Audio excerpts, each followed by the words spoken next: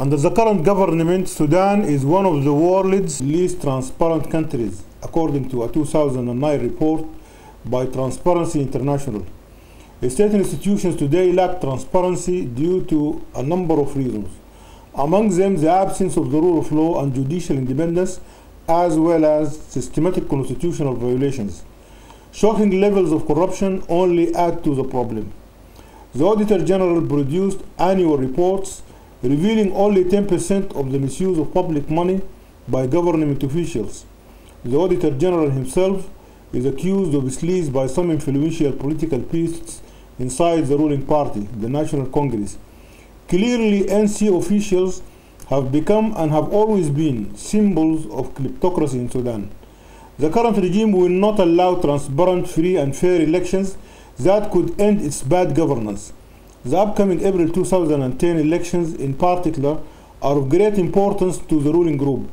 Indeed, some NC affiliates claim that its result will be a devastating blow to Luis Moreno Ocampo, the prosecutor for the International Criminal Court, the ICC, which is currently charging President al-Bashir with war crimes and crimes against humanity.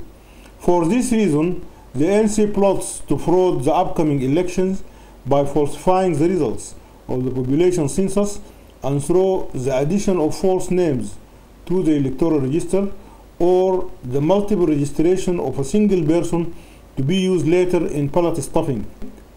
The number of false names in the electoral register are estimated to be over 10 million. This fabrication has been done through a number of means. For example, local popular committees throughout the country have issued millions of false IDs. Underage citizens have been added to the electoral register, and police and armed forces personnel have been registered inappropriately. There have also been many discrepancies in the registration of the Sudanese expatriates and immigrants abroad.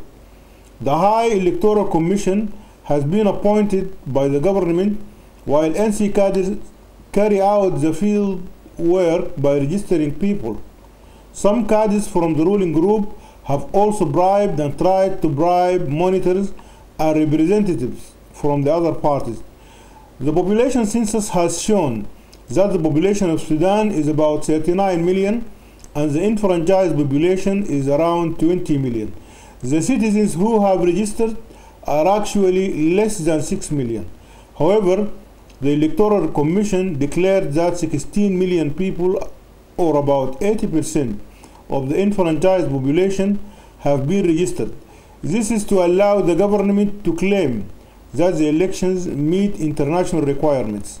Consequently, after a meeting between United Nations representatives in Khartoum and the High Electoral Commission, around $90 million were allotted by the UN to support this fraudulent election operation. However, the result of the general elections in Sudan have become a foregone conclusion. So sending international monitors to observe these elections in April 2010 will be pointless. Furthermore, these elections have been postponed several times.